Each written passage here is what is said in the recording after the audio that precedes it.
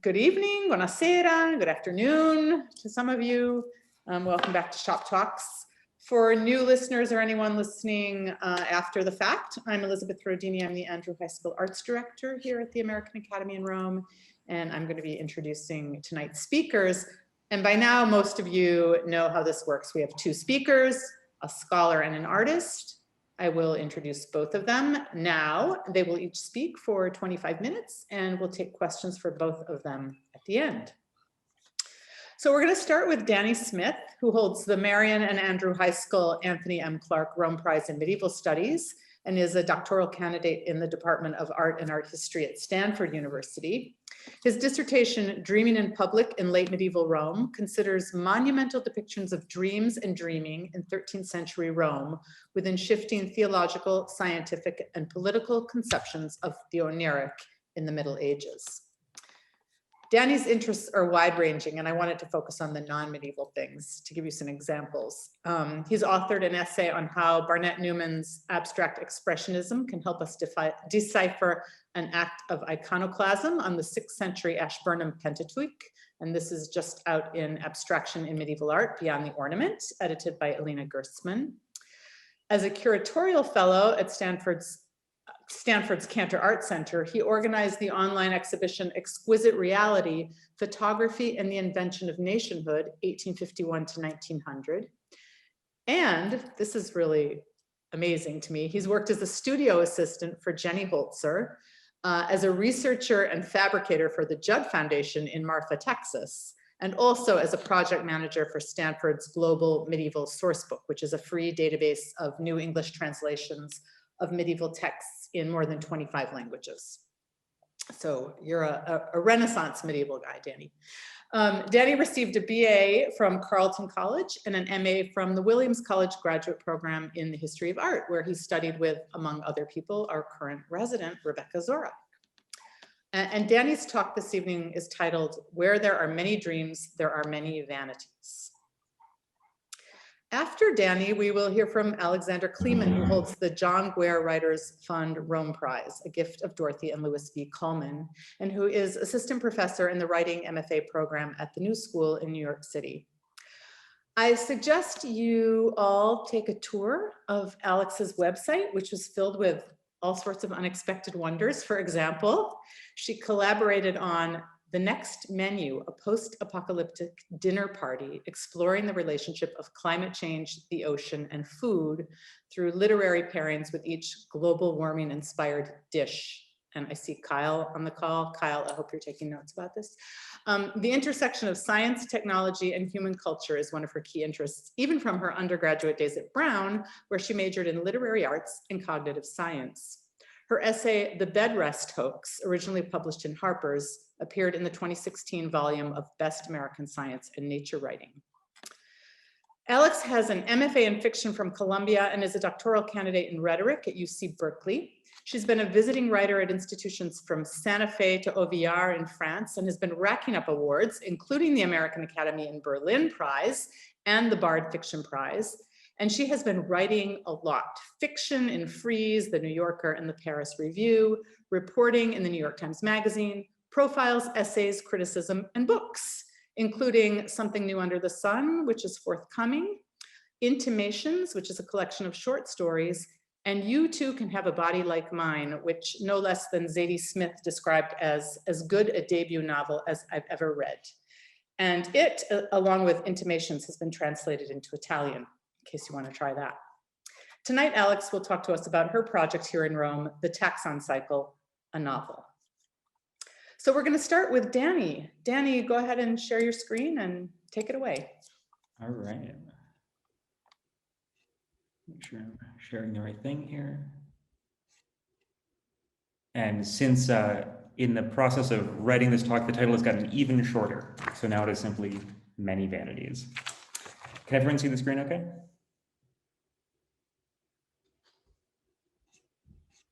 Yes, it looks good, thanks. Perfect, excellent. Vanity of vanities, says the teacher. Vanity of vanities, all is vanity.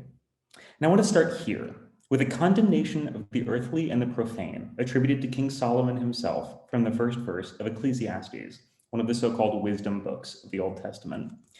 And I want to start here because of a conundrum at the heart of the project that I'm currently working on.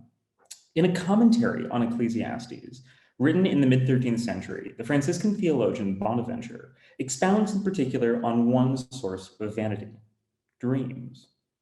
Where there are many dreams, there are many vanities, he writes, because a dream is a vanity. Similarly, dreams follow many cares, and so it is stupid to pay attention to them. And stupid, stool tongue here is Bonaventure's word. And words without number follow dreams, because nothing certain can be known from dreams. But within less than 2 decades of Bonaventure writing these words, his successor as the Minister General of the Franciscan Order, Girolamo Maschi, was elected Pope. And shortly thereafter, Girolamo, or Nicholas IV as he's known, funds a sweeping renovation of the Basilica of Santa Maria Maggiore, decorating one of Rome's most sacred sites with a mosaic facade depicting 2 men snoozing away, dreaming. So at the heart of this project, which is a case study within my larger dissertation project, is this question. What are these vanities doing on the facade of a church? And I want to answer that tonight by trying to give some context to what a dream meant in the 13th century, in 13th century Rome in particular, what a vanity meant, and how the inclusion of a vanity into a sacred space served the political goals of Nicholas and the papacy. Now, today, the mosaics that Nicholas funded for Santa Maria Maggiore exist, but they're largely covered by a later addition to the church, a porch built in the 18th century by the architect Francisco Fuga. And their placement is visible here. First in a drawing that Fuga himself made as part of his renovations, and subsequently in this earlier woodcut from the 16th century from a book depicting the marvels of Rome. And while the mosaics themselves survive, they've been heavily retouched, and as a result, the clearest picture of how they might have looked in the 13th century actually comes from this drawing. This is a 17th century drawing from the collection of the National Gallery in Scotland. And so we'd actually had a walk and talk plan to go and see these mosaics in person and to get up into the second level of Santa Maria Maggiore.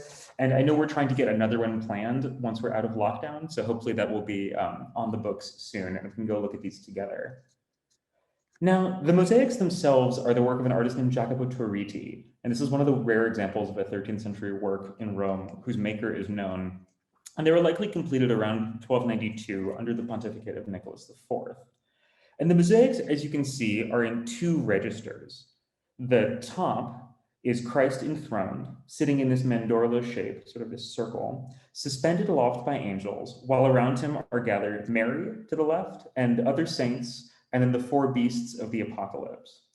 But tonight I'm going to focus on the lower register of Torriti's facade, 4 scenes from the mythical foundation narrative of Santa Maria Maggiore itself. In the first scene, the 4th century Pope Liberius sleeps. And I'm pairing here the image from the 17th century drawing with the image of the contemporary mosaic, and you'll see there are some distinctions. The 17th century drawing is probably more accurate to what the 13th century mosaic would have looked like, even though the mosaic today itself appears slightly differently. As he sleeps, Liberius dreams of the Virgin, who comes to instruct him to build a church in her honor. You can see Torritius rendered this dream with this ray of light that kind of weaves through the columns of the papal bedchamber and ends in this mandorla from where the Virgin and Child are held aloft by angels. And this has been inexplicably removed by 19th century restorers, but it survives in the drawing. In the next scene, a Roman nobleman named John sleeps. And as you can see, he has a nearly identical dream of the Virgin telling him, too, to build her a church. So the next morning, the 2 meet. John comes before Liberius to tell the Pope that the Virgin has thusly instructed him. Together, they are shocked to discover they've in fact had the same dream, and they go to the Esquiline Hill in Rome, the site where the Virgin has requested they build the church, and they discover a miracle. Although the story is supposed to take place in August, right around the celebration of the Ascension of the Virgin on August 5th, the top of the Esquiline Hill is covered in snow.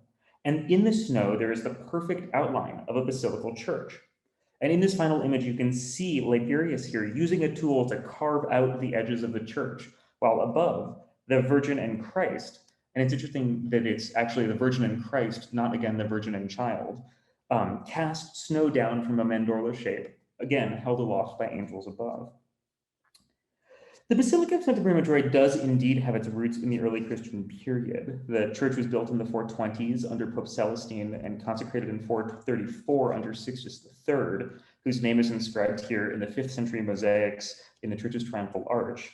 This is Sixtus Episcopus Plebi Dei, Sixtus, the shepherd of the people of God, or bishop of the people of God. The story of Liberius and John and the miraculous snow that is told on the facade is in fact a 13th century one. The myth emerges only shortly before the mosaic itself is made. So one popular explanation for the myth and its mosaic is a purely political one. In the 13th century, the land that housed Santa Maria Maggiore, the Esquiline Hill, and its surroundings were held under the control of the Colonna family, one of the major noble families of medieval and Renaissance Rome. And although Nicholas IV was not himself a member of the Colonna family, he was a Franciscan who'd been born into a fairly modest family in Ascoli in the Marches. He'd grown close to the Colonna family while he was a cardinal at Palestrina, which is kind of the Colonna summer home and effectively a real stronghold of the families outside of Rome. But once elected, Nicholas became extraordinarily supportive of the Colonna, and particularly to the detriment of other noble families like the Orsini or the Caetani. Now, in the 13th century, the papacy was pulled in several different directions. For nearly a century leading up to Nicholas's election, the papacy had been alternatively fighting the Holy Roman Emperor, whose kingdom was based, remember, in Sicily, or fighting for power against the kings of France. And even in Rome itself, the papacy was struggling to maintain control. In the mid-12th century, a group of Roman noble families had taken over a building on the Capitoline Hill and reinstated the Roman Senate as an elected body in charge of the Commune of Rome, which left the Pope, who is the Bishop of Rome, in a somewhat awkward position. Struggling for power abroad, struggling for power at home, the papacy did really whatever it could to prop itself up and maintain its sacred authority as God's messenger on earth, and as it claimed to be the inheritor of St. Peter. Now, for Nicholas, this mosaic, the argument generally goes, provided an opportunity to depict the Pope and a prominent noble family sharing the same dream. Liberius stands in for Nicholas, and John the Patrician stands in for the Colonna family, and particularly Giacomo Colonna, who was the cardinal and archpriest of Santa Maria Maggiore during these renovations. I want to suggest, however, another potential reading of these facade mosaics. And while I don't doubt that the images present Nicholas as the Colonna's compatriot and champion, I wonder, frankly, how much ordinary Romans living in the 13th century would really have cared. And Nicholas came after several popes from Roman noble families, including the Orsini family, the Savelli family. He was followed by a member of the Caetani family. And I genuinely doubt that Romans, and especially pilgrims coming to the city, would have particularly cared if another pope was a staunch ally over this or that noble family.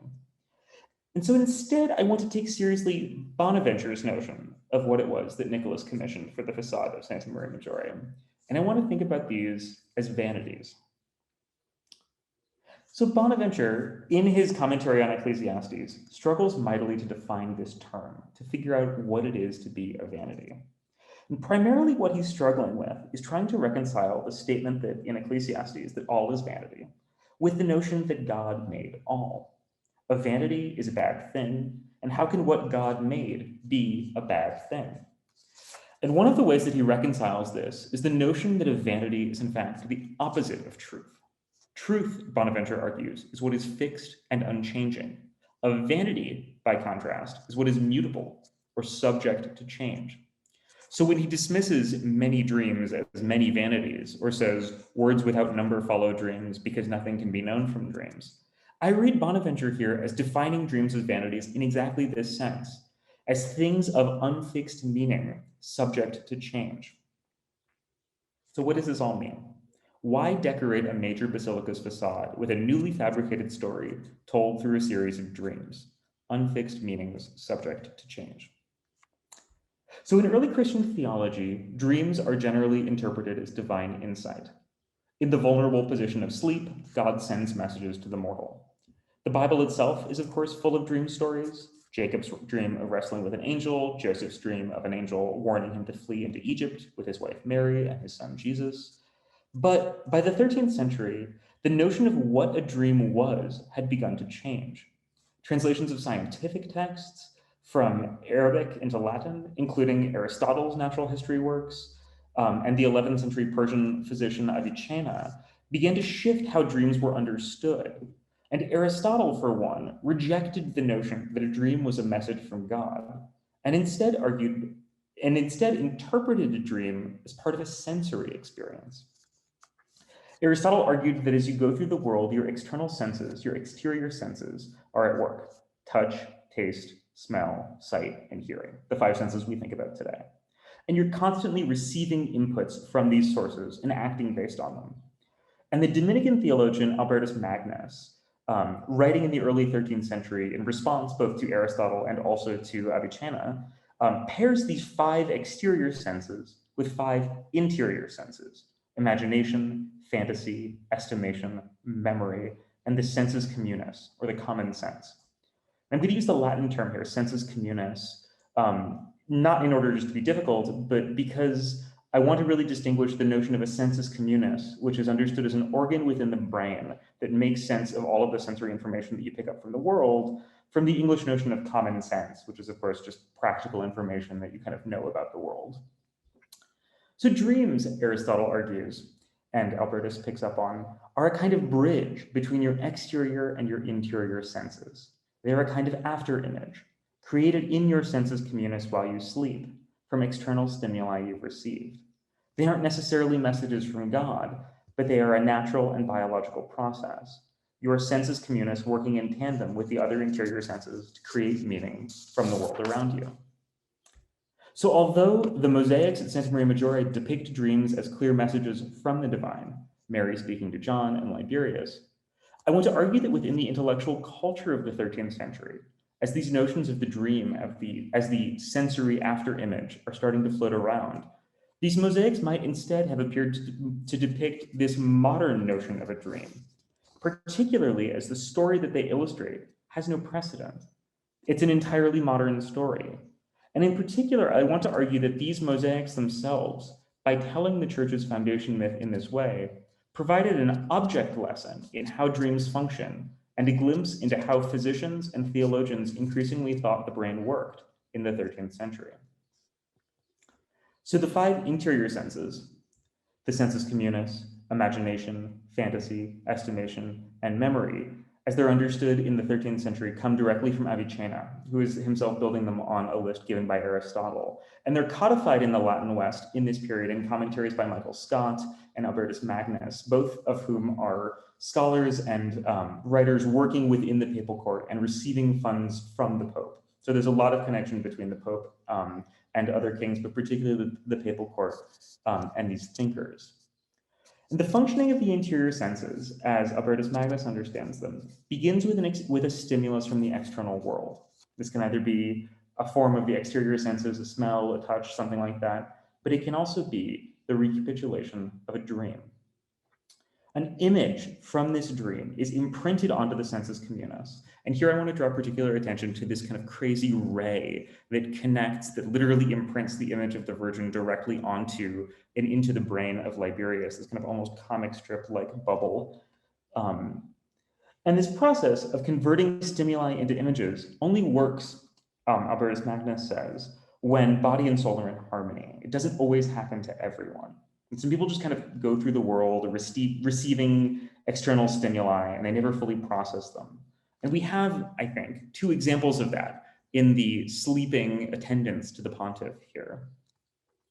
But having received this external stimulus, the sensus communis starts to function kind of like an art historian. It compares and contrasts the images that it creates in order to process information. In the mosaic, we have one model of this image production by Liberius. We have a second model of this image production by John the Patrician, and then they come together to compare and contrast their images. So having produced an image from external species, from a dream or from external sources, and having compared it against similar images, the sensus communis transmits this image to the imagination, which Albertus argues is the platform for action within the brain that can be accessed by the other internal senses.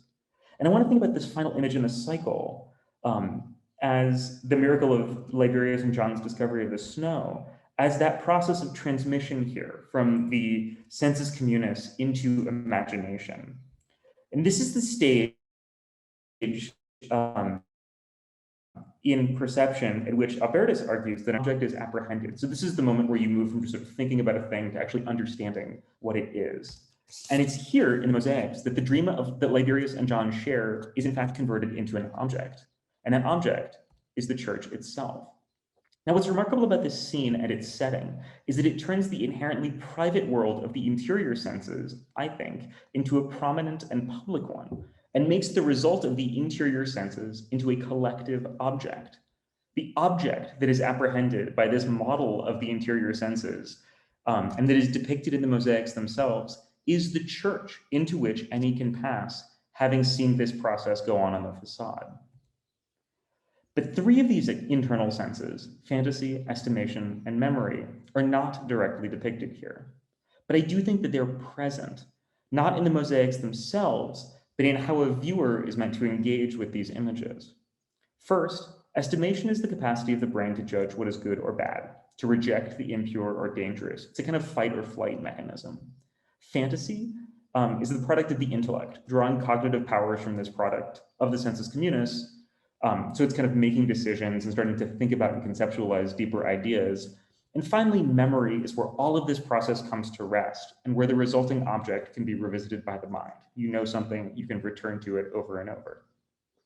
And what I think this cycle is doing is in fact modeling these internal senses and then inviting viewers to take part, presenting them an image implanted on this kind of mysterious imagination and allowing them to undergo the processes of fantasy, estimation, and critically memory for themselves as they use the church and make it part of their lives. So their lived experience becomes the kind of last stage of this internal sense.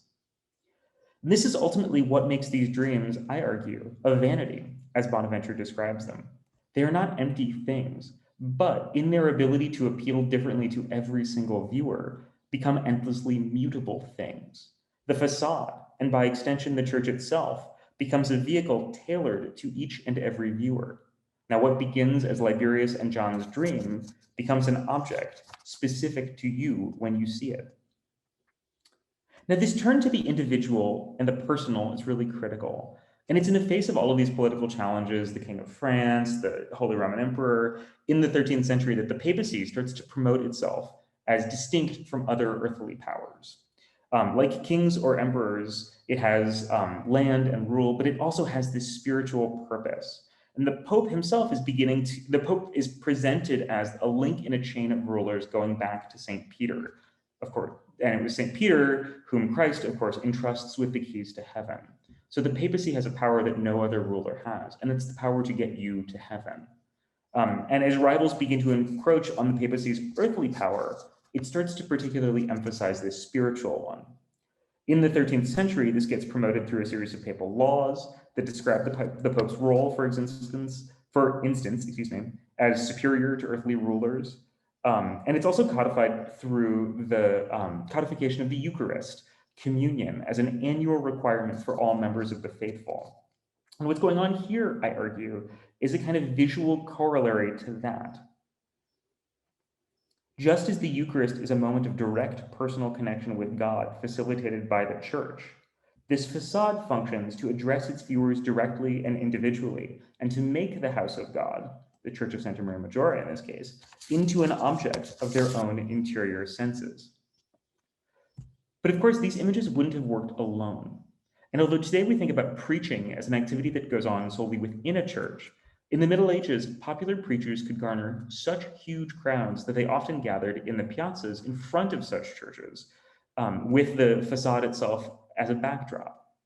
And this is an image that's not Rome, but Siena, with the Dominican preacher Bernardino, who was like a total rock star preacher of the early 1400s, preaching in the space in front of the Palazzo Pubblico, which is kind of Siena's city hall. And in these kinds of sermons, many of which did in fact take place in front of Santa Maria Maggiore, preachers disseminated not only religious belief, but also the kinds of scientific ideas that Albertus Magnus, Michael Scott, and others were teaching and writing about in universities and in studia. And these sermons are religious in nature, certainly, but they also serve as a kind of public education. And they're blending complex topics in philosophy and the sciences, like the functioning of the interior senses, for example, with moral messages. One of my favorite of these is a French preacher named Peter of Limoges, who wrote a series of sermons in which he's basically teaching like complex optical theory, and also sort of couching these moral fables within it.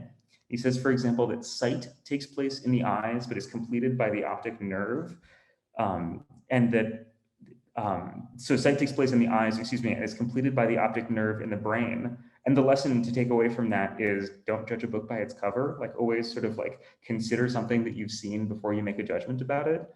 But the fascinating thing is you walk away having learned actually something about how optics works. And the result is this kind of hybrid between science and faith that actually runs quite counter to our contemporary notions of what was going on in the Middle Ages, but that was really omnipresent in the period.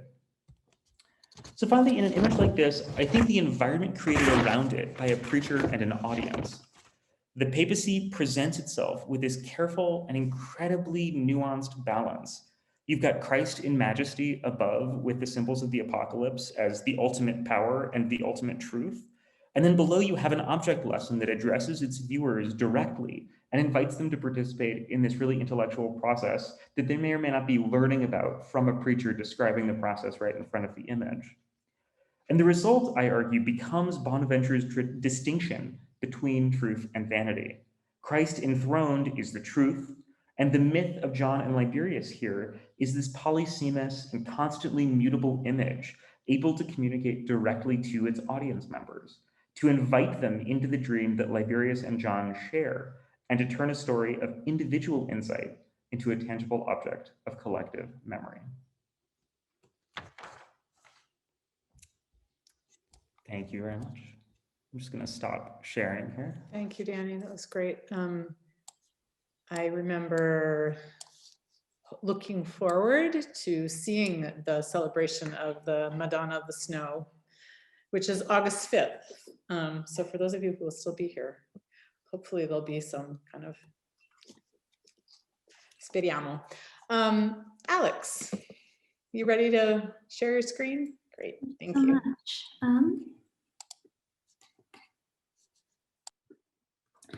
Hey, so first of all, I just want to say a really quick thank you to the American Academy in Rome for making it possible for us to be here. This is not something to be taken for granted, and I feel so lucky to have been able to spend time getting to know everyone here. It's a rare thing in the reduced life we live under the pandemic. So some of you may know that I finished my third book, a novel called Something New Under the Sun, in my first month here. So that means I'm really starting from scratch with this new project. And so I want to take you through my thought process, tell you about some of the material I'm using and questions I'm asking. But first, because most of you aren't familiar with my work, I'm going to read to you a little bit from the beginnings of two of my novels. They are very important to me, these beginnings, because they're often the first and only chance you have to snag a reader. But I also believe that something about the perspective, the viewpoint of a novel should be embedded there at the very start, even if it's only apparent to you once you've finished the whole book and flip back to the start. So my first novel is called You Too Can Have a Body Like Mine, came out in 2015, and it follows a narrator named A, who lives with a roommate named B, and dates a guy named C. B starts resembling A more and more, and A begins worrying that C can't tell the two of them apart, which causes her to evacuate her life and join a cult.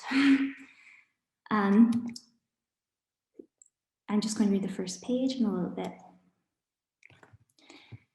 Is it true that we're more or less the same on the inside? I don't mean psychologically. I'm thinking of the vital organs, the stomach, heart, lungs, liver, of their placement and function, and the way that a surgeon making the cut thinks not of my body in particular, but of a general body depicted in cross-section on some page of a medical school textbook. The heart from my body could be lifted and placed in yours, and this portion of myself that I had incubated would live on, pushing foreign blood through foreign channels. In the right container, it might never know the difference. At night, I lie in bed trying to go unconscious, and though I can't touch it or hold it in my hand, I feel my heart moving inside me, too small to fill the chest of an adult man, too large for the chest of a child. There was a newspaper article about a man in Russia who had been coughing up blood. An X-ray showed a mass in his chest with a spreading shape, rag-edged. They thought it was cancer, but when they opened him up, they found a 6-inch fir tree embedded in his left lung. Inside a body, there is no light. You can't see differences in the dark. A massed wetness pressing in on itself, shapes thrust against each other with no sense of where they are. They break in the crowding, come unmade. You put your hand to your stomach and press into the softness, trying to listen with your fingers for what's gone wrong. Anything could be inside. It's no surprise then that we care most for our surfaces. They alone distinguish us from one another and are so fragile, the thickness of paper. So the pine tree growing in the lung of the man in Russia is real. You can see the X-ray right there, but it's a fringe case about the body, a sort of freak occurrence. I was interested in recoding the body and thinking about what would happen if we put these sorts of fringe instances at the center. What if we placed the permeability, the invadability, the vulnerability of the body at the center of how we think about it and move from there? The guiding image I used, I sort of work with a diagram each time I write a novel. And I was once told by a creative writing teacher that there are two types of stories. A stranger comes to town and someone leaves home. So my question to myself was, what if the stranger who comes to town was the same person as the person who leaves home? So a stranger returns to a strange home. What about the journey changes you from someone familiar to someone estranged? I also wrote a short story collection, but we'll just move past that. And then my second novel comes out this summer. It's called Something New Under the Sun. And it's a sort of Hollywood / pre-apocalyptic novel based around, on the one hand, a Hollywood narrative where a writer comes to town to work on the set of a movie that's a loose adaptation of a book that he's written. But he spends most of his time actually ferrying around a Lindsay Lohan style former child star who's pretty badly behaved. However, everyone in the city is also drinking this synthetic form of water, which I call Wat-R, water, real better right at your fingertips. And this causes some major public health problems, and eventually the whole storyline sort of falls apart in a way that I hope is interesting. So, on the palm-sized screen, it looks curiously real, like something he's already seen. She slouches in the drugstore aisle, clawing at the skin on the back of her hands, sunglasses black and gleaming in the halogen daylight. This is the girl, a bored blonde, her head at once too big and too little for her whittled down frame. Smaller than life, shorter than expected, not as pretty. Torso adrift within a pair of creased track shorts and an oversized black sweatshirt with Gucci spelled out in front in serifed white letters. Bruisey shadows under her mouth where the light falls badly. The footage has a handheld wobble. From time to time, it sinks behind a shelf and you can hear the sound of close breath, the body of the camera holder hovering out of view.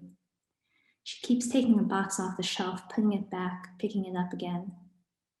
Against the background of sanitary napkins, pregnancy tests, and adult diapers, she looks aimless, misplaced, like a child rehearsing an adult gesture they've seen but not fully understood. Patrick Hamlin shields his eyes from the California sun and squints down at the miniature face on screen, shrunken behind oversized lenses. He can't help but feel disrespected, seated off to the side of these production kids, half his age but wearing better clothes, slim-limbed youths who picked him up at the airport and then detoured without asking to this noisy poolside bar nestled in the crotch of an overpriced hipster hotel. The potted palms by the bar all have smiles painted on their trunks, and sultry cartoonified eyes need to be photographed and uploaded to the feed.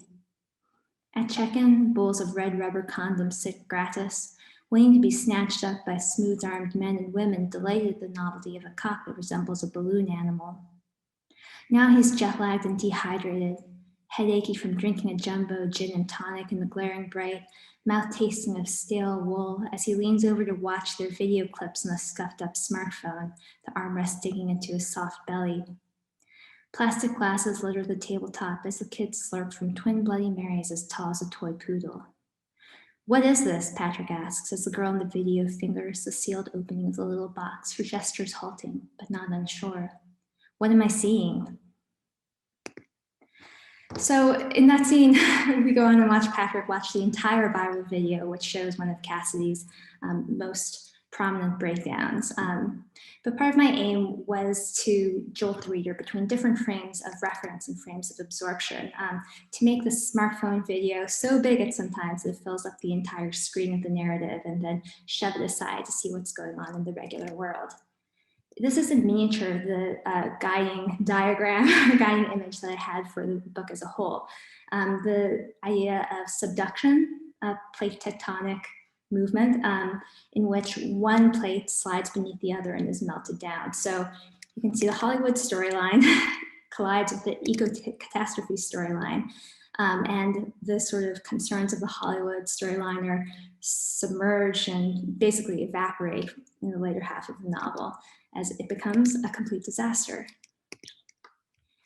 So for my current project, the one I'm working on here at AAR, my guiding image is the island. The island both as a unit of biological and ecological structure and as a conceptual site related to notions of discovery and rediscovery, fragility and adaptation, and the lost and the new. The project, as I've envisioned it, is a series of 5 novellas set on different islands over about 1,000 years of time. Each part is set on a moment where an economic regime is destabilized and haunted by the possibility of displacement and transformation. So I'm interested here in moments of transition, of conflict between different economic systems, and in the potential for systems of valuation and the human values that correspond to them to shift dramatically. From the perspective of evolutionary biology, islands make visible evolutionary processes that occur with less crispness on regular land. It's no coincidence that Darwin's most crucial observations about evolution came from observing finches in the Galapagos, and here are all their different beak structures and lifestyles.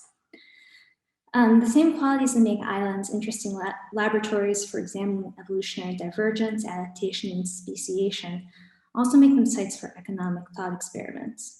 For example, the Robinson Crusoe economy that economists sometimes talk about, which allows economic principles to be tested in an artificially simplified context.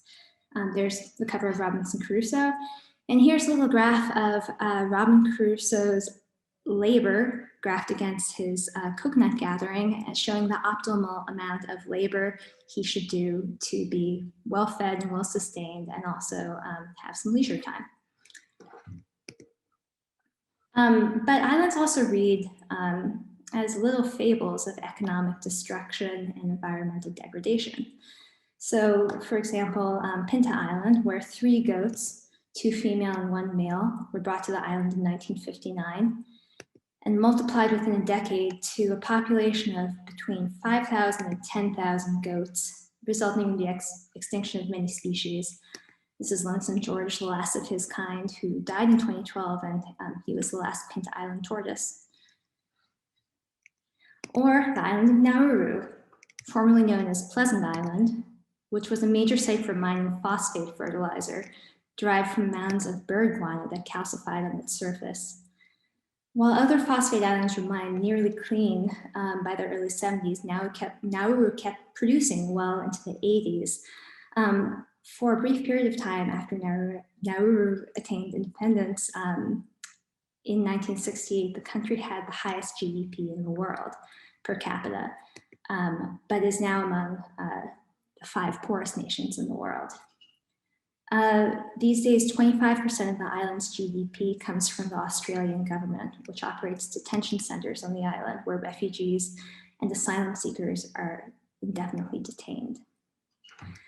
So within the fixed boundaries of an island, human action has outsized effects, dramatic and visible in real time. These boundaries compress and pressurize biological and economic activity, amplifying their costs. I'm going to take you really quickly through the 5 sites that I'm writing about in this novel, and it might go a little too fast. So for the first, which I'm working on right now, I've been taking inspiration from British explorer James Cook's journey around the eastern coast of Australia, a journey in which Cook claimed large parts of Australia for the British Empire. Cook had been given instructions to claim land only with the consent of its native inhabitants, and he was officially declared incapable of taking it without consent or payment. Even though he was known personally to be sympathetic to indigenous peoples, he nevertheless declared the whole eastern coast of Australia terra nullius, uninhabited land, and therefore the property of Britain. Eileen Morton Robinson, a Quandamooka scholar and historian, points to the following passage in his journals as evidence of a cultural logic that allowed Cook to disavow native claims to the land on the grounds that they did not know how to claim anything at all. However, we can know but very little of their customs, as we never were able to form any connections with them. They had not so much as touched the things we had left in their huts on purpose for them to take away. As Cook made his way up the east coast of Australia, he wrote that the indigenous people were small in number and less technologically advanced than other indigenous groups. Cook's statement provides an insight, says Eileen Morton Robinson, into his decision to take possession in the name of King George III on August 22, 1770. Following Cook's logic, if indigenous people did not value the possessions he offered and were not interested in trade, then they did not have an understanding of the exchange value of goods. Thus, he could deduce that they must be living in a state of nature with a sense of property that did not go beyond satisfying their immediate needs. Thus, taking possession did not require their consent. Cook proclaimed possession of the whole of the eastern coast from the 38th degree parallel in the name of the king after he landed on an island he named Possession, situated off the tip of Cape Björk Peninsula. Here I'm interested in how one logic of ownership and exchange is able to override another. I'm building on First Nations accounts of Cook's travels around Oceania, from oral histories and fragments that survive, but also trying to rewrite the story of this contact from the perspective of a culture that does not necessarily see value or necessity in the beads and hatchets that Cook and his men attempted to give them. These early narratives of exploration resemble something science fictional in a way. From the perspective of the colonists, the arrival is on alien land that needs to be mapped, cataloged, and absorbed within a knowledge system.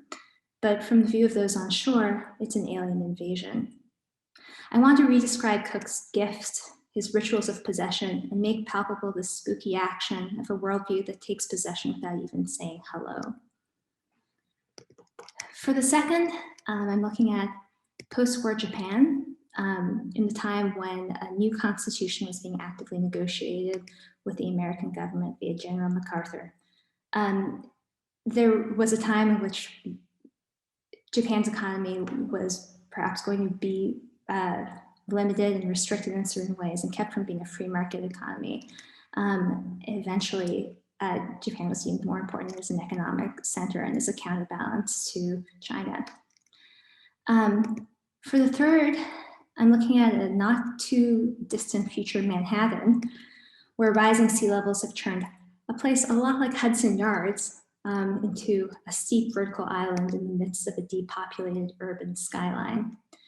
At the top of a luxury penthouse bunker, a former tech scion begins to fear that his staff is turning on him, and that his teenage daughter, who's never set foot on solid earth, is being seduced by his head of security.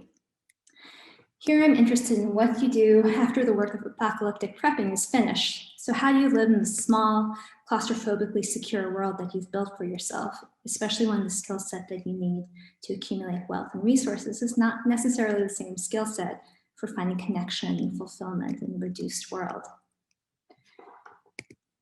For the fourth, I'm looking at a Scandinavian island that has inadvertently resumed barter and subsistence farming, and a stranger who comes to town offering them the chance to rejoin global trade. And for the fifth, I'm setting it in the far, far, far, far future, on an outpost on the planet far away, where the inhabitants spend their working hours monitoring sophisticated drones that fly and crawl over the vast terrain, conducting geological surveys, and rebooting the drones whenever they become spontaneously sentient. So why write this complicated and unwieldy book set on a bunch of islands that I have to research extensively?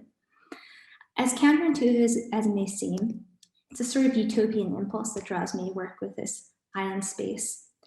Even though, as you can see in the 5 stories I summarized above, these are not conflict-free spaces, much less spaces where human problems have a solution. Islands are deeply linked to utopian rhetoric. In Thomas More's Utopia, arguably the first work of science fiction, and almost certainly the first utopian novel, Utopia's founder, Utopus, literally digs a moat around the land to transform the peninsula into an island. If it's easier to destroy a fragile island ecosystem or a fragile island culture, could it also be more possible on an island setting to recreate the world you wish to see on that terrain, or to reinvent or incarnate traces of what's been lost? Or in poet and literary critic Edward Gleason's theory of the tout monde, where he described a globe in the process of constant localization and creolization. He writes, "The entire world is becoming an archipelago." Whereas my first 2 novels were titled after commercial slogans, one, Charles Atlas's bodybuilding campaigns, which I used to see in the back pages of my dad's old comic books. You too could have a body like mine. And the other, Something New Under the Sun, which was an early advertising slogan for cellophane. This title comes from a controversial theory developed by sociobiologist E.O. Wilson to explain the distribution of Melanesian ants.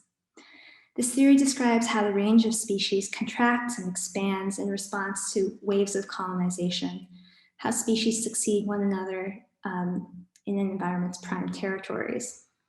So in this diagram, you can see it's not particularly quick to read, but you see how these 2 different islands that are mapped out receive repeated waves of colonization from a mainland, and that the species that first colonize are driven into more remote and specialized habitats as newcomers arrive. My interest in this theory is as a metaphor for how structures of dominance change over time, and how one form of dominance is capable of succeeding another. Is there a certain fragility to dominance? Is there an incompleteness to any system or regime of control that creates crevices ready to be taken up by newcomers? And in what way can the marginal then be perceived as a position of strength and of potentiality?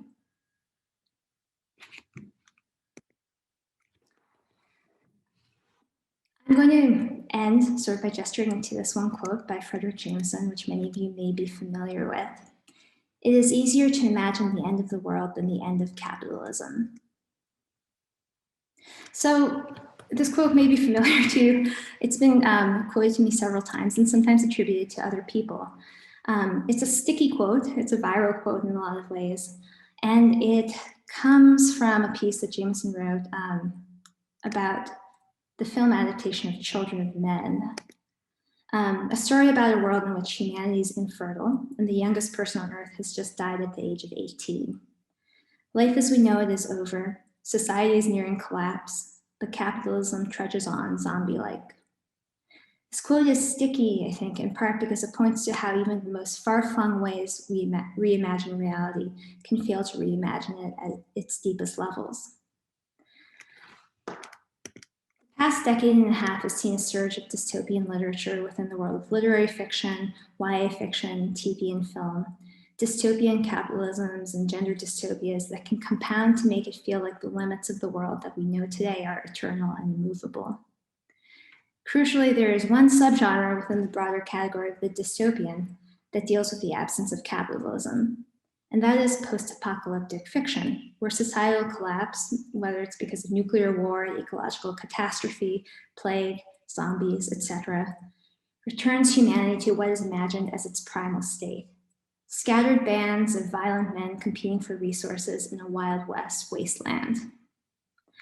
I used to teach a class in post-apocalyptic literature, and not only was it a huge bummer, but the similarities between different narratives, whether they were written in the 60s, 90s, or 21st century, began to feel deadening.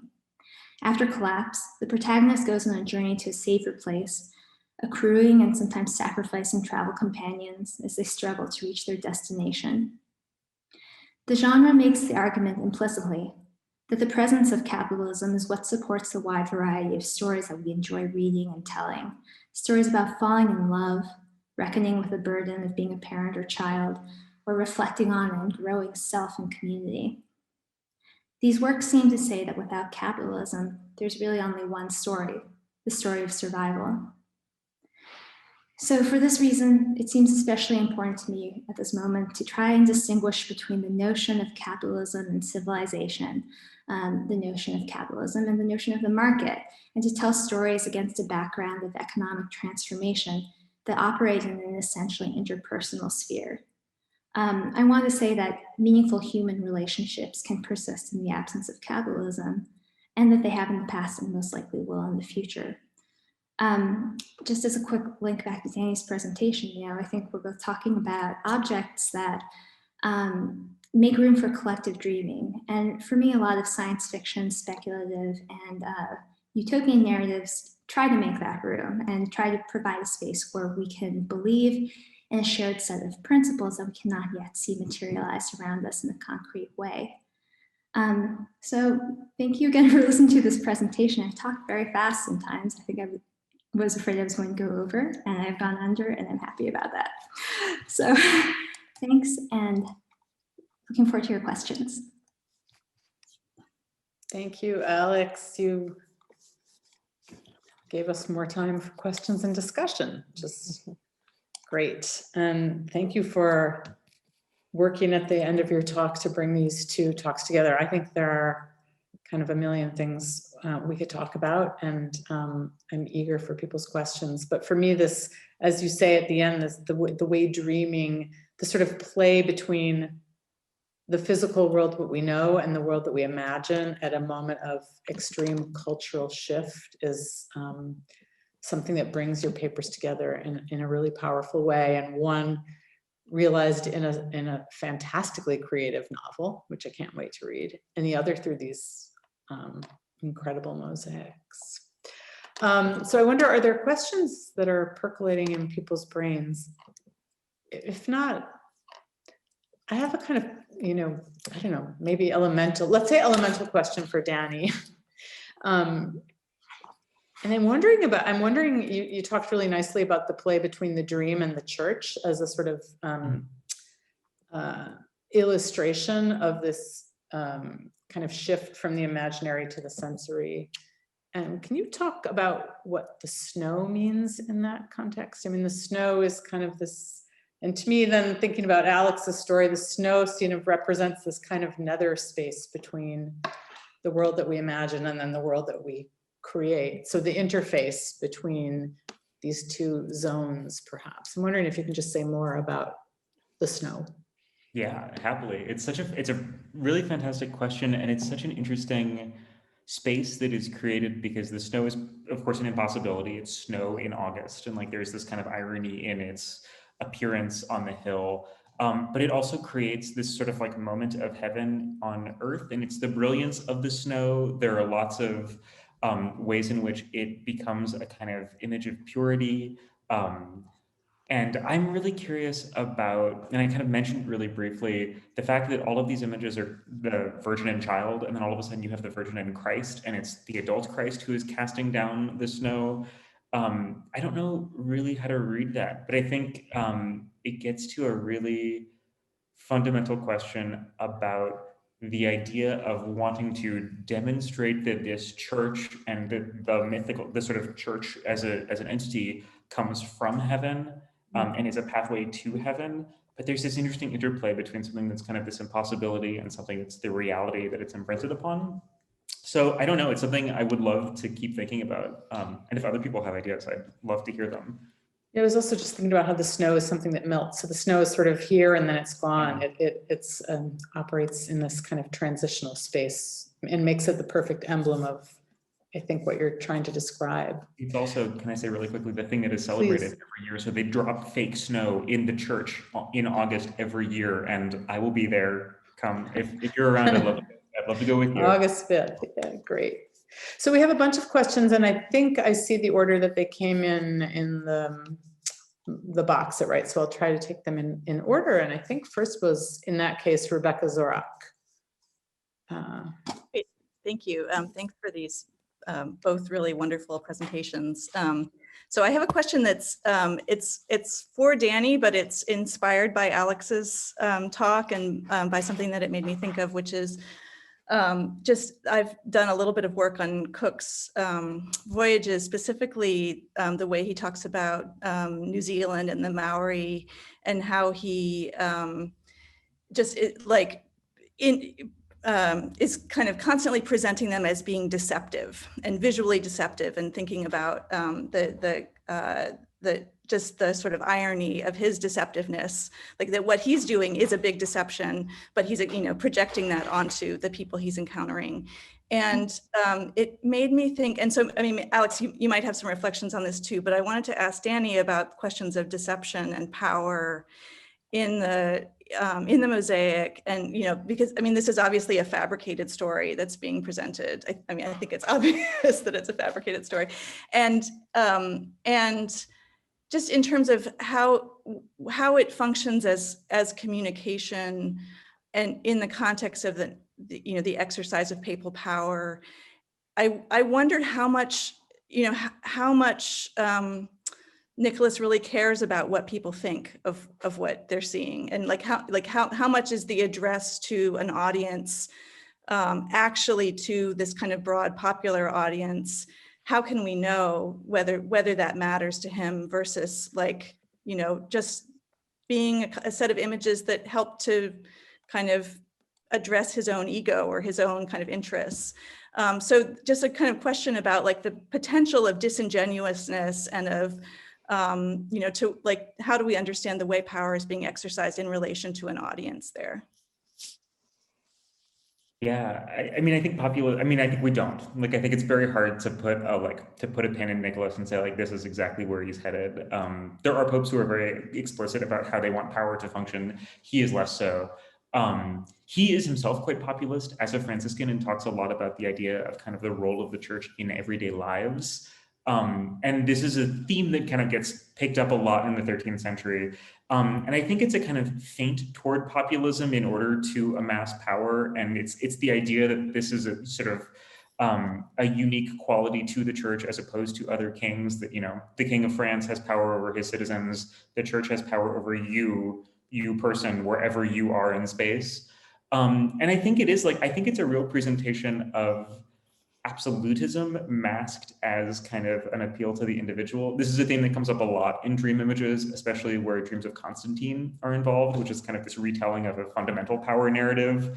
I also think there's a really interesting kind of pseudo vulnerability that happens with dream images. And I think placing the Pope in this kind of vulnerable position of sleep, and placing your kind of predecessor Pope as this kind of snoozing figure is a way to kind of present a little bit of a false vulnerability. And that's something that's also at stake in a lot of these kinds of images. But I think it is, they're all very insidious. And I think they're all exercising power in extraordinarily impressive and truly awesome ways, all of which are kind of channeled to this idea of the divine and the Pope as the kind of conduit to the divine. There's one of the lines in Bonaventure's commentary kind of continues. He's describing all the ways that dreams are stupid and how you shouldn't take them seriously. And then he says, don't take seriously diviners and people who believe dreams. Take seriously the one who, after you are dead, can send you to hell. And I think Nicholas wants to be in that position. I think he wants to be the kind of Pope's tool or he wants to be God's tool on earth, and he wants the papacy to be that way. And I think there is this twin desire to appear approachable, but also maintain power. Thanks, Danny. Let's see, I think next is Katie Balch. Oh, you're muted, Katie, I think. I'm not hearing you, but you don't look muted. Okay, maybe you We're going to move on to the next question because we're not hearing you. If you want to type it, I can also ask it for you. Let's let her figure that out and go to David Serlin. Can you hear me now? Yes. Okay, David, hold. Katie. Sorry, I just had the wrong audio setting. No problem. Thank you both so much. Those are really interesting. Alex, I have like two questions which I'll ask really quickly. The first is, can you say more about the utopian aspect or potential framing of your novel? I guess both questions have to do with form and framing of your new novel, which maybe are questions you haven't answered yet. And I was wondering if utopian just means like imagining the fullness of experience in like a non-capitalistic setting. And then the other question about form I had was, I really loved your formal diagram. Oh, sorry, my battery's beeping. Of subduction. And I was wondering if you have some island ecological formal guiding principle that you're hunting for or that you have in mind, and if that maybe has something to do with the way these 5 narratives might connect. Thank you so much, Katie. In terms of utopian, I've been asking myself a lot what a utopian novel was cautious and grounded and also usefully, graspably utopian might be. And I think that it's not a matter of writing a traditional utopian novel as some of the ones you might think of are like Edward Bellamy or Thomas More. But borrowing some of the qualities associated with the genre, which is often, for one thing, an absence of money. In this case, I'm not thinking about an absence of money, but about multiplicity, heterogeneity, and basically working against what I think is sort of a dystopian idea that some of the systems that surround us are immovable and have existed basically as far as we can remember and will exist as far into the future as we can project. So whatever I can borrow from that list of qualities and import without taking the whole package, I think is what I'm after. And then in terms of island processes, like every night I'm making my way through a really long book called The Encyclopedia of Islands from UC Press. It's about 1,100 pages and it has entries on every specific island, but also different, number one, species that have been used to study the effects of island type isolation on populations and geological things that produce islands or affect islands. So I think that there may be a specific principle that applies to each one of these novellas, but I don't think it'll be the same one across all of them, because I think one of the key things about the concept of the island is that we expect each one to be different and local and particularized in a way that don't allow for one statement to sort of extend unquestioned across all of them. So thank you so much for that, Katie. Great questions. David Serlin. Yeah, first of all, thank you, Danny and Alex. Those were fantastic talks. And it's really interesting that you ended your talk, Alex, with this quote by Frederick Jameson about the end of capitalism, because the period that Danny is writing about is sort of like the beginning of capitalism, sort of that moment, you know, in places like Italy and so forth. The thing that I'm really interested in asking both of you is, what's the role of, or what's the place of, like the, we might say either subjective or personal, individual choice or agency in the worlds that you're conjuring? I mean, one of the things that's interesting about dream life is that whoever is doing the dreaming is having this individualized experience, you know, in, you know, his or her own mind, and whoever is reading it or interpreting it, or whatever choices are made, and whoever's kind of making these, you know, policies or changes, that's different from the individual experience of the dreamer or the people who are dreaming. And of course, in the era that we're living in, you know, we can talk about these gigantic shifts, whether they're plate tectonics or kind of advanced capitalism or climate change. But then we know that as humans, we have choices that we can make on an individual basis or as parts of a community or a nation. So, you know, what's the role in the worlds that both of you are conjuring between kind of the individual dreaming or thinking or, I don't know, recycling, and the kind of larger structures that they're living within. Do you want to take it, Alex? I'm happy either way. Go for it. Go. Okay. Yeah, that is a perfect question, David, and thank you so much for asking it. I think one of the things that I'm really interested in is telling a story that takes place at a time of a major shift or precarity or an openness of potentiality, but looking at how a human being or a few human beings carve their way through it. For example, one of the things that interests me about this luxury bunker is that once the possibility of, say, exchanging resources that you have for other resources is taken away, when you're in a finite system closed with only a certain number of resources, what matters and what sort of power circulates or can circulate, I think, is the power that you can accrue through building relationships with other people. For example, like the staff member and the daughter, the staff members together. Numbers have a different sort of weight in the absence of policing or something. I think that there are a lot of ways in which individual agency becomes freed up in new directions when we remove money from the equation. And like one of the ideas I'm most interested in is that a lot of utopian novels tend to remove money from the equation, not just as a matter of principle, but as a way of showing what other relationships look like without that obfuscating factor.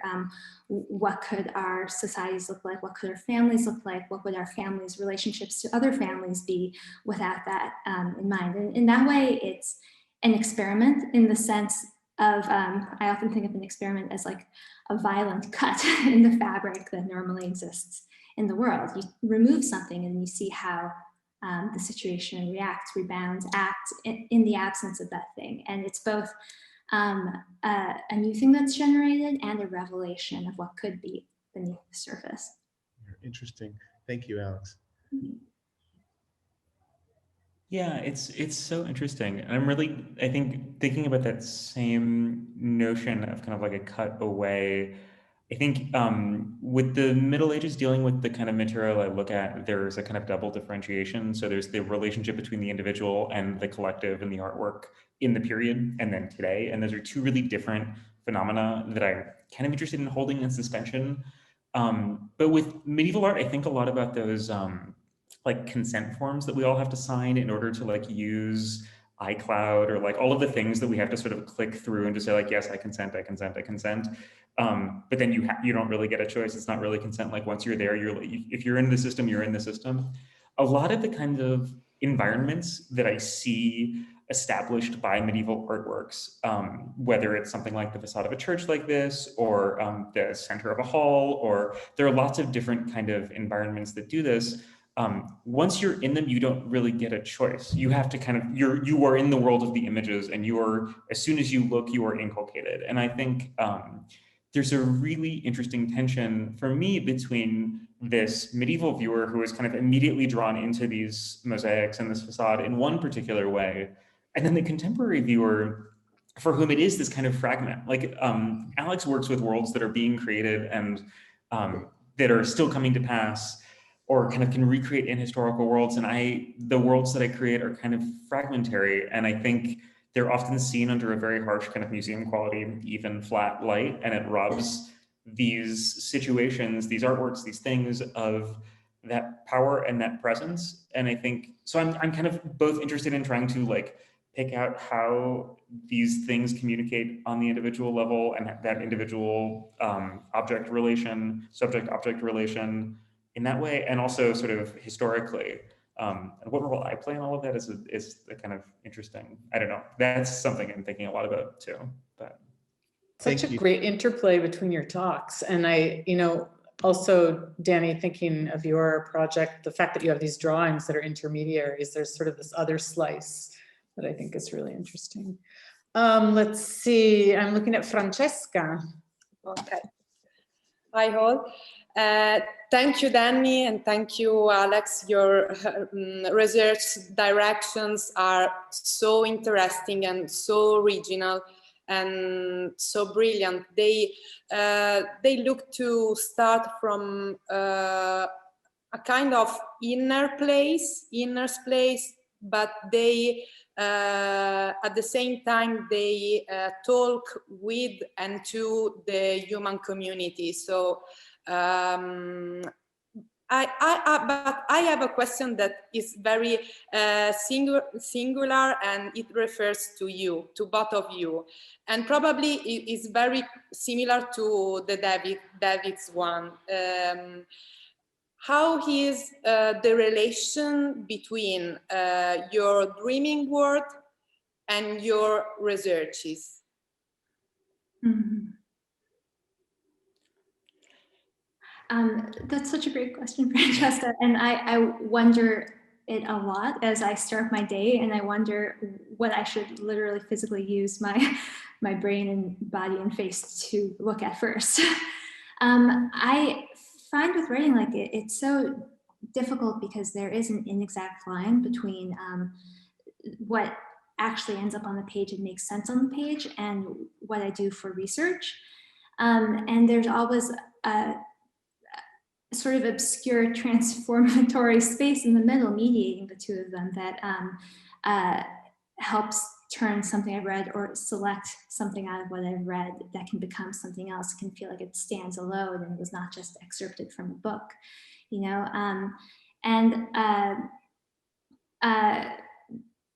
Just to talk about one of these things, you know, the taxon theory concept is very, very narrowly applicable and is most supported when you look at ants on specific islands and has also been seen in Antillean birds.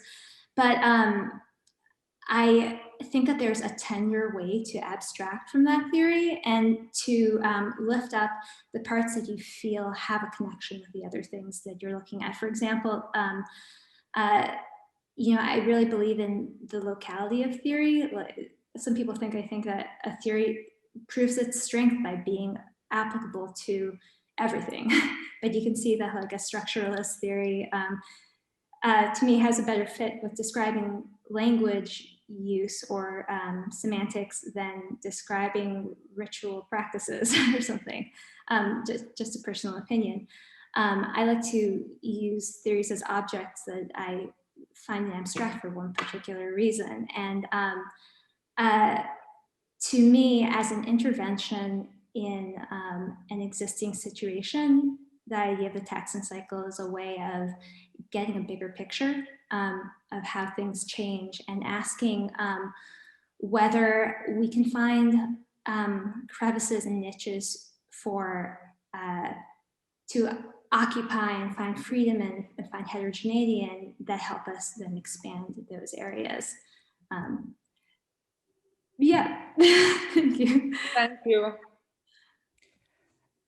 It's such a great question. And can I start by complimenting you on the bags with the olives behind you? They look fantastic. Which is not me trying to evade the question, but they really do look wonderful. I think, I don't know. I think that for me, the way that I read and the way that I think about theory, I really like what you said, Alex, about theory's locality. I think that's a really critical way to think about the idea that not everything has to be universal. I think there's a real draw, especially among historians who are interested in kind of working theoretically, to take modern theory and kind of like broadly apply it. And I try to read really selectively of modern theory. So I'm working on dreams, and I'm trying as best I can to avoid Freud. And it's hard, it's really hard. But the way that Freud talks about dreams and the way that people conceptualize dreams in the 13th century are just two completely different beasts. So in my reading, in what I read, I find, I think it's mostly about trying to both like figure out what the correct terminology of the moment is. And I'm reading a lot of kind of historical material for that, but also just like looking at how arguments can be structured and how a term can be made. I found I've been torturing my wife Sarah by reading sections from Ecclesiastes for like a week now, because it's so beautiful. This poem that it opens with is just this absolutely beautiful text. And I think there are ways in which ideas get stuck in my head, or sort of, and I'll keep coming back to that idea. And sometimes I'll discover that it works, and more often than not that it doesn't. But I think there's just something about sort of not trying to do too much with any one idea that I think connects to that notion of locality that I really, really like. Thank you so Thank much. you. That's fascinating. Maggie. Hey, thank you both so much for those talks. Toby, not right now, sorry. Perfect timing. So I wanted to ask you both a question about memory, which is a theme that sort of came up explicitly in Danny's talk as one of these inner senses. And sort of wondering how each of you view in your work the kind of the way that we, the things that we use to kind of coalesce collective memories, and how memories of past traditions play into the claims that you're making, or the stories that you're telling. So for Danny, for example, like in your writing workshop chapter, you talked a lot about this sort of manual about dream interpretation that seemed to be kind of a collection of like oral traditions from the past about how we interpret dreams. And so for you, I guess I'm wondering how the remembering of traditions of dream interpretation, some of which, as you said, kind of stretch back to the Roman Empire, or might be affecting the way that individuals are looking at these mosaics. And Alex, I was wondering for you, like you're talking about your novel as this sort of imagination of what we humans would be like without capitalism. And I was wondering, in the chapter that takes place sort of in Manhattan, is there like a memory of capitalism that you think is informing, like is the memory of capitalism informing the way that those characters are living their lives? That's a great question. Danny, do you want to start? Yeah, I can try. I mean, I think, memory is a huge component of all of this. And I think one of the things that's really fascinating about a dream is it becomes this opportunity to kind of recast memory. I think the thing that I've been thinking about a lot in terms of the 13th century is it's kind of never too late to start a tradition. And the Santa Maria Maggiore story is a perfect example of like, oh, well, that was what happened in the 3rd century. Like now we're going to work back from there. And I think there are lots of ways in which the dream becomes this really useful place to kind of remake, reshape. It's kind of crucible for memory. And how it's interpreted and how it can be kind of predicted from is a really useful lens, I think, for my period and for my work on sort of what the past was, what memory functioned as, and then how it can be interpreted for the future. Aristotle, in a book he writes called On Divination in Dreams, which is one of the texts that Albertus Magnus translates and gets kind of circulated through, or comments on, he doesn't translate it, describes dream interpretation as this process, like trying to build based on something that you see reflected in troubled water. Like there's always a kind of murkiness, that there's always this kind of intermediary step, that there's always some kind of like veil that is interposed. And I think the dream becomes this really interesting place to kind of both put a veil over memory and kind of remake memory, but also kind of choose what memories you expose. So I think it's a really interesting kind of place that can toggle and gets used in that way to express power in some really interesting ways, at least in this period. Thanks, Danny. And that's a great question, Maggie. And I think I want to touch on the collective memory part of it too, in addition to other things. But, you know, coming from cognitive science, like one of the things that you see most looking at the mind is how much work the mind does filling in things that it doesn't have enough information for. So I think when we talk about how we think about the past and how other cultures were, we often fill in something that's familiar to us from our own economic lives and don't realize how different completely those other times and other places could have been. So that on the one hand, I think depicting the difference of the past in this way is something that helps to complexify our shared memory of what other places were like, what other things were like. And I also think that you point right at something I'm interested in, like we often enter into periods of change, I think, with a great deal of inertia.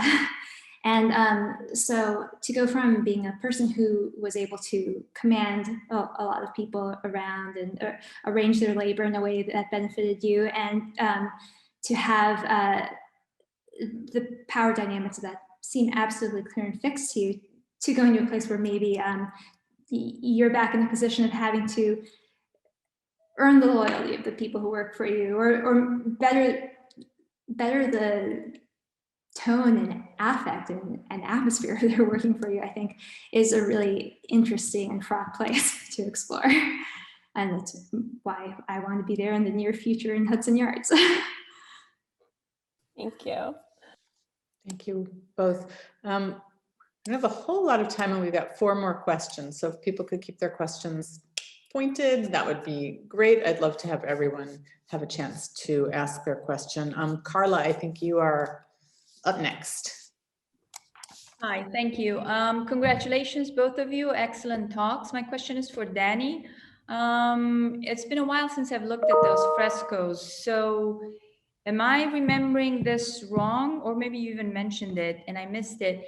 But isn't there a depiction of the same miracle that's in the interior on the triumphal arch of the church that is believed to be contemporary to the church, that is to say 5th century, whereby what's outside in the 13th century is a reproposition of that, whereby, as you were saying, the traditional interpretation is that the new founders, the Colonna and their liegeman, the Pope, were basically rebuilding the church, slathering their emblems over it as a way of conquering that site.